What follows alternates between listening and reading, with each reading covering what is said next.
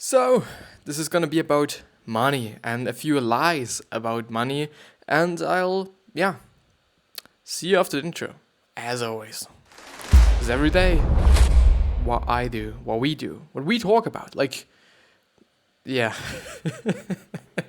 And with that being said, hello, welcome back to the next episode of the Self Development with Tactics fucking podcast, and I'm pretty pumped. I really am pumped, even though this is actually the second time I'm recording the exact same thing, because the first time the file was broken afterwards, just because I guess I didn't have enough space on my disk, which is actually something that's really fucked up because I can't check that beforehand. But yeah, it is what it is, The advantage of it is that I do just know what I'm going to talk about, and it is always just affecting the whole episode in a positive way when I just know what I'm talking about, and or when I'm just educated in what I'm talking about. But yeah, before I'm actually forgetting it, this particular YouTube episode or this particular YouTube video is also available as a podcast, which means that you can just listen to it, which means that it is a way more efficient way to consume this episode, and so therefore, if you're not having the time and or if you're not willing to watch me sit here for 30 minutes, which is probably going to be the case, then I'm just really suggesting you to go down in the description, check out the links, and also go to the link to the podcast and then listen to the whole episode, because you can do something simultaneously. Like, you could be doing just some homework, you could be doing some other work for your business or whatnot. You could do just so many things besides listening to it. And it, another advantage of it is that you might be saving some mobile data, If you're just, if you're on a mobile phone and whatnot, then it's definitely going to be saving you quite some data, at least a half, I would say, I think at least a half of the megabytes that it would just be using for this video, because I think YouTube is somehow compressing it a little bit so that it is just not as much as I'm uploading it, because the uploading files are relatively big, they're just like, 3 gigabytes, 4 gigabytes, something in that case, or something in that range. So it's definitely a lot. It really is a lot, And I'm therefore also pretty happy that I'm able to do that, just because it is such a lot of data, And I'm really happy that I'm having the ability to do that with my internet. But yeah, as I've said, we're going to talk about some lies about money, and Ramit Sethi, you might know him. He's the author of I Teach You to Be Rich, I guess it is called, but I'm not quite sure. And it is about money lies, and it is about just some things that people assume about money, but it is actually not really the case. So the article is called Self-Made Millionaire, 6 Biggest Money Lies Your Young People Need to Stop Telling Themselves. Again, from Ramit Sethi, or Sethi. I am really not the best in pronunciation, I'm sorry. But yeah. So I'm gonna read the first line because it is something of an important thing for, as an introduction to the whole thing. So yeah, people have lots of reasons for not managing their money properly. A few of those reasons are valid, but most are just poorly veiled excuses for being lazy and not wanting to spend 10 minutes on research. And it is definitely the case. Also with the first one, and the first one is, I need to focus on making passive money. And the whole thing is just because I know what he's talking about there, which is just really amazing because I can recap it. And it is something like then a different episode. It is a completely different episode because I'm going to talk way more than I would have just in the episode before. But there he's basically talking about just getting some passive money, and making some passive income and passive money is definitely. And this is also something that I tell and I have been told, or I have told, just for quite a bit. Because the thing is, a lot of people assume, okay, I gotta have to make my passive money so that I can chill on Mexico on the beach and smoke my fucking weed. But in the end, it's not gonna be so easy. It really is not gonna be easy, For actually being able to make some passive money, either it takes a lot of time through compound interest in stocks, for example, or it's just gonna take you a lot of time as well, and also a lot of work, because stock market and whatever is, maybe it is not purely luck, it really is not the thing, but it just takes time, but if you're building yourself a business, which you're then going to leave and or sell or whatnot, then it could result into passive income or passive money, but it's gonna take you just a lot of fucking time, not only to learn the skills to actually be doing this, but also just for building the fucking business, in the end. Also, for example, people think about real estate, and real estate seems to be quite an easy thing to do in terms of passive income and whatnot, but you do just have to have some. You really do have to have some money as well. I at least assume, I've been watching some videos and have seen some things and some stuff where it has not been the case, where people have been actually able to buy certain apartments and whatsoever without any money. I don't know how this is working just in your country, if this is actually working in your country or in any country, rather than, I think it was, well, actually they did it in the States and also in, I think it was London, but I'm really not sure. But it is a funny video though. It is a just really good video as well though. But it is just going to take a lot of time, and it's going to take a lot of effort to just being able to make this passive money, And in the end, I don't know.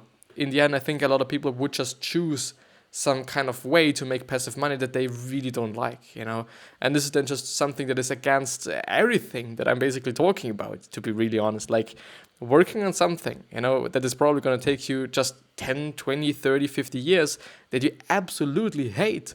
Doesn't make any sense. Like, why would you be doing this? I would rather work on something that I just really love, and over the time, I'm going to just get rich by doing it. And by having the opportunities, by working so much, because I'm passionate about it and I like it, because the thing is, if it is something that you absolutely hate, then of course you're not going to work as hard as somebody that just loves what he's doing or what she's doing, because it just makes sense.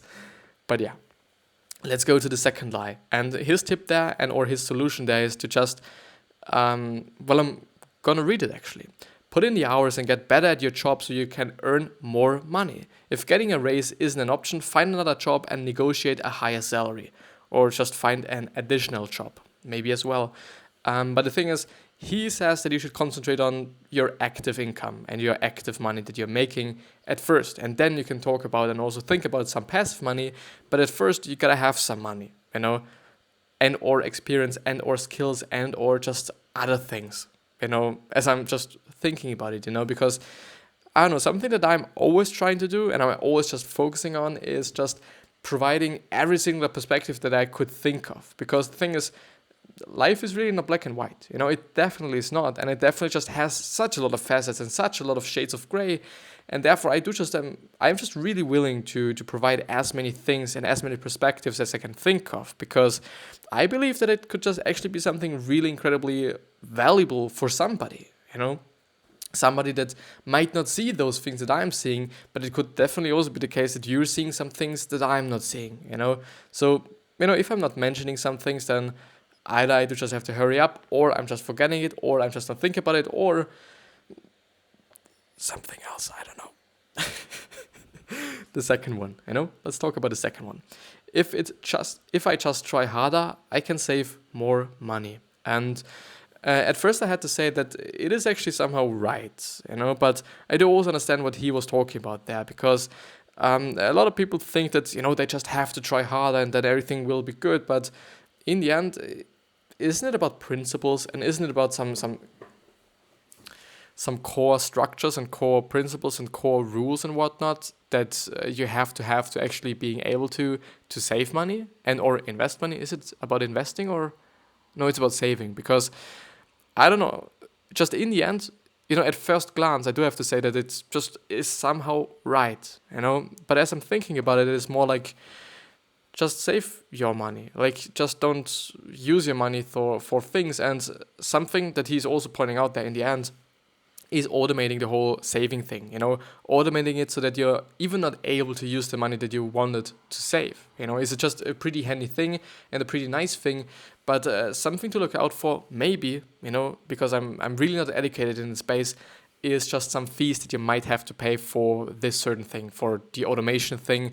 It could be the case, maybe for your bank, maybe for your contract, maybe in your country. It could be the case, I don't know. So please look out for certain things, because who really knows? Who knows? Because I don't know. I don't know, so who knows?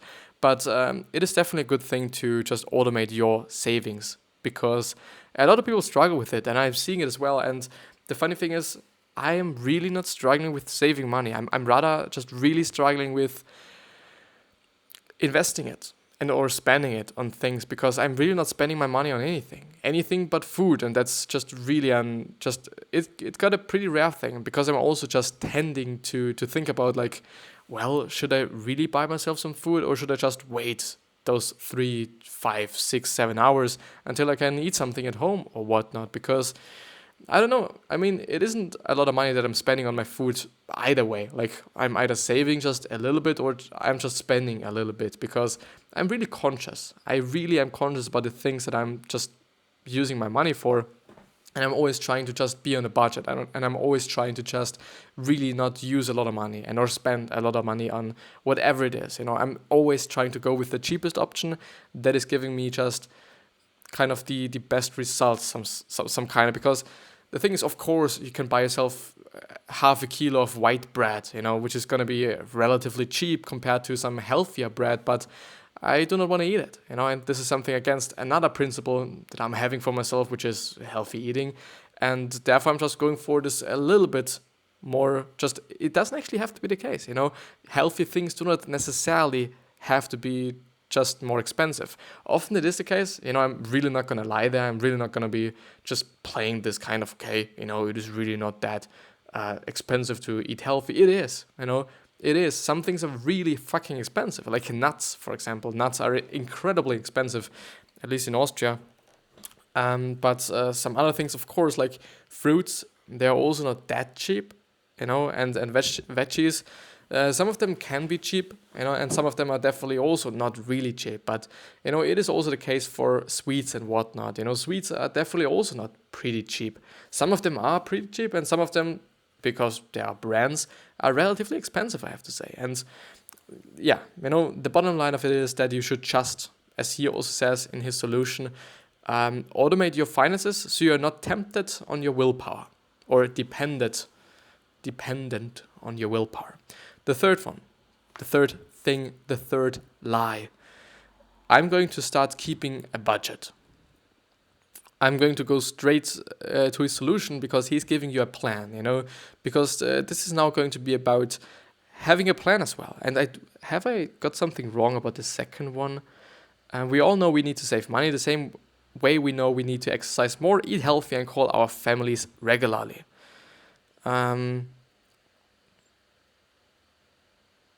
No, it should be fine. It should be fine. So this is his plan, his conscious spending plan. And I'm going to say that you can do it in this way, but I'm just going through it, and then I just talk about some things that you could change in theory if you want to. So fixed costs, rent, groceries, student loans, and whatever, 50 to 60% of your income. Then long-term investments, 401k plan, Roth IRA, and all those other things, which should be 10% of your income.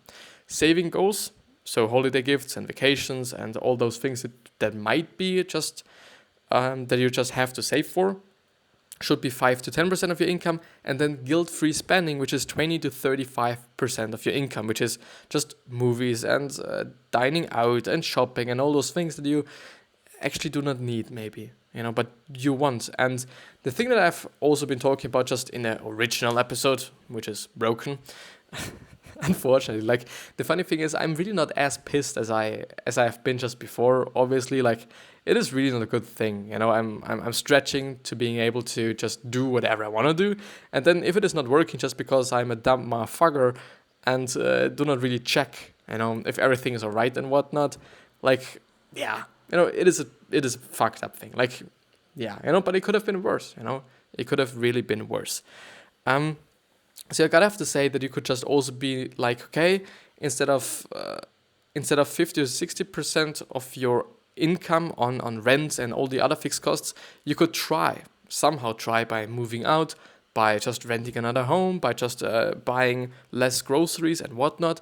You could try to just minimize the amount of fixed costs you're having, to maybe even drop it down to 30% of your income, which leads you to having more money for your savings, for example, and or long-term investments. But in terms of long-term investments, I don't know. Like, I'm somehow educated in investing, not really. Therefore, I'm not going to talk about it. But I don't know if it is actually a better thing to have more money in your investment accounts and whatnot, but you could also just definitely reduce the amount of guilt-free spending that you're having to 10% or maybe even less, 15, 10%, something like that, because 20 to 30% compared to the other percentages that we're having is really something. It really is something. It really is not less or a few bucks or whatever. The fourth one. My friends earns less than me, yet they're still able to go on 4 vacations every year. And this is something pretty interesting, to be honest. It is something really interesting that he's talking about there. And even though it is obvious, maybe for me, maybe not for you, but the thing is, only because somebody, is seemingly, very important, seemingly having the money for just a lot of stuff, whether it be new cars, whether it be a lot of vacations, whether it be just other things, it's either he's actually having a lot of money or she's having a lot of money, or is just a practitioner of conscious spending, which is like the other thing before, like the conscious spending plan, and conscious spending is then just the action of doing that. Or he or she is just overextending on their fucking income or on the fucking money that they're having. And I gotta have to say, like, I really do have to say, just most often when you're seeing somebody, you're seeing somebody with a fucking great car, with, well, if it is a Lamborghini and whatnot, then it's probably gonna be the case that this person just knows what he's doing or she's doing, because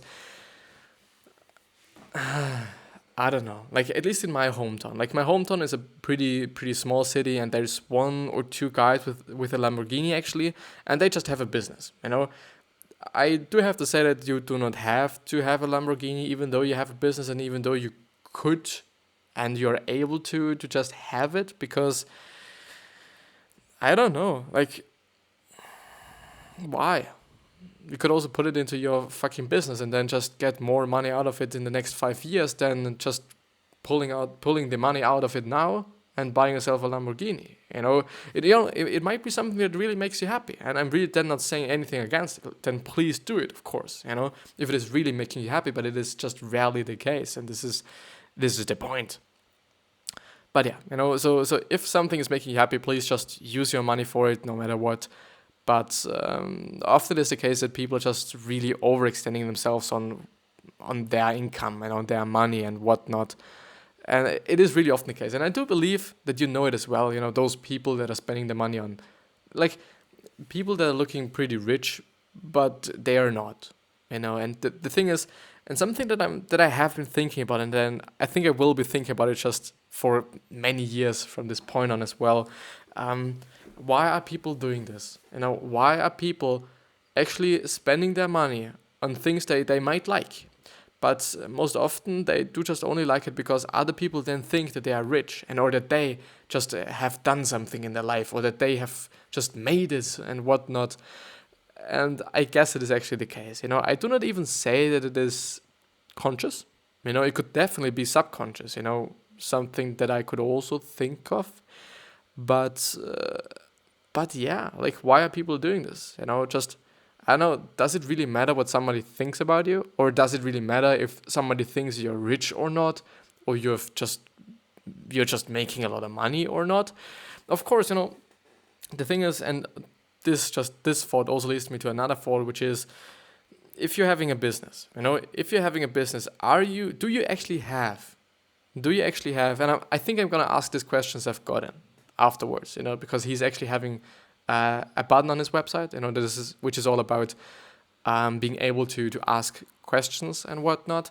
And the thing is, if you have a business, do you really have to have a suit? Does it really make a difference if you're seemingly having a good business, or if you're seemingly just leading a good business? Does it make a difference? Does it make a difference if you look just like your business is doing great, or if you just really give a fuck about it and you're like, okay, I'm just gonna wear a t-shirt and that's quite it? Because a lot of big CEOs are doing that. Just, Mark Zuckerberg, best example. He's only wearing fucking, unless he has to wear something else, but he's just then only wearing some t-shirt and whatnot. Like, yeah, does it actually have to be the case? Does it make a difference if you're looking rich to other people in terms of you and your business, so that other people also think, okay, his business is doing great? Or is it just a necessity? Or is it just something that has been the case for many years and therefore it is just like what it is? Yeah, something that is really kind of fucking with me, to be honest. Something that I've been really thinking about for quite some time.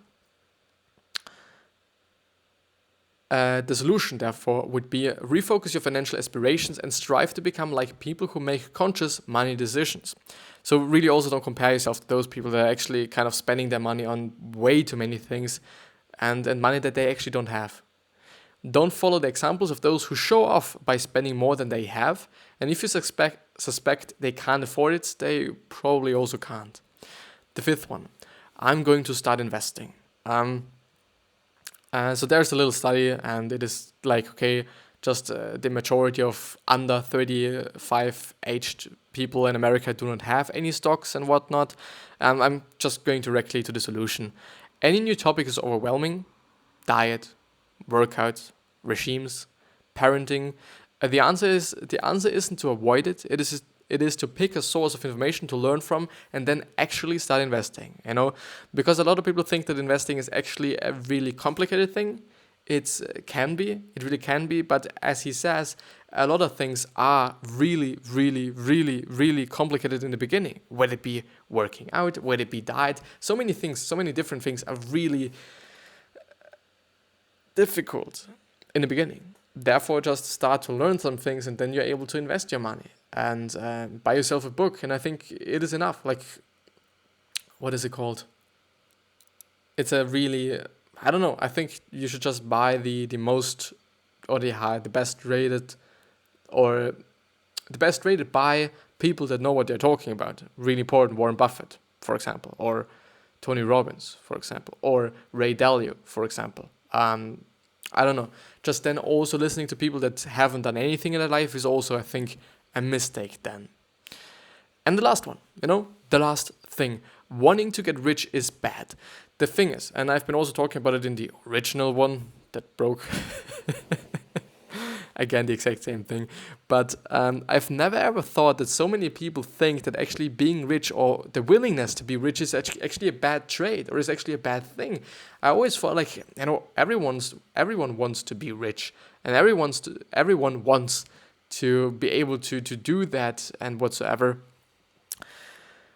But it seems actually to be the case that a lot of people are like, no, it is not good, it is bad, the urge of the willingness to be rich is just a bad thing, it's just bad, money is bad and whatnot.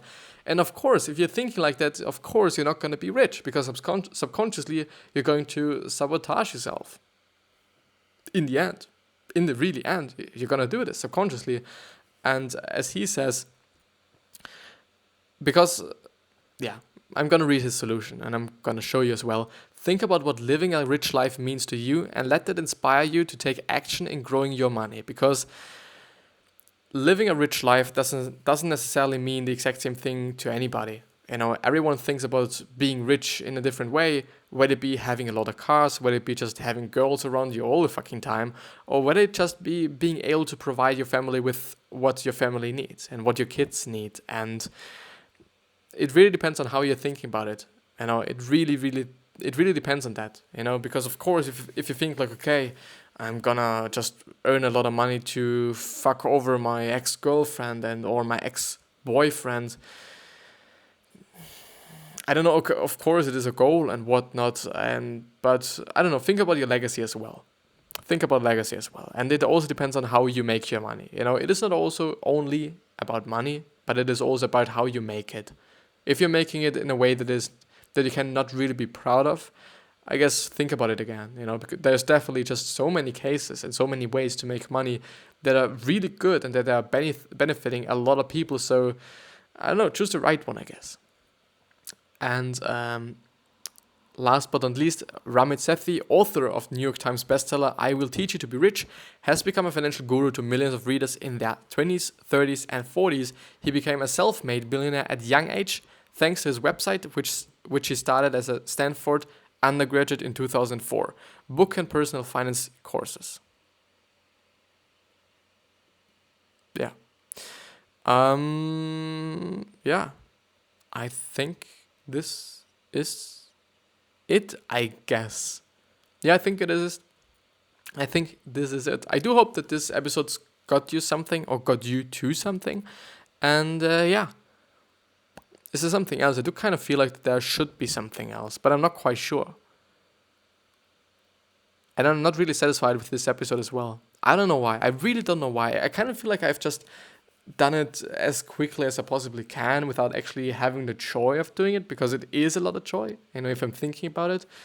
But I don't know. I should actually make a live stream once in a time, so that I'm actually able to talk about so many things, because, in such episodes as this one, I kind of really feel like that I'm not having the time to talk about all the things that I'm willing to talk about, even though like 30 minutes are quite a lot. 30 minutes are really a lot, but I do not really want to just make a longer episode than that, because I don't know.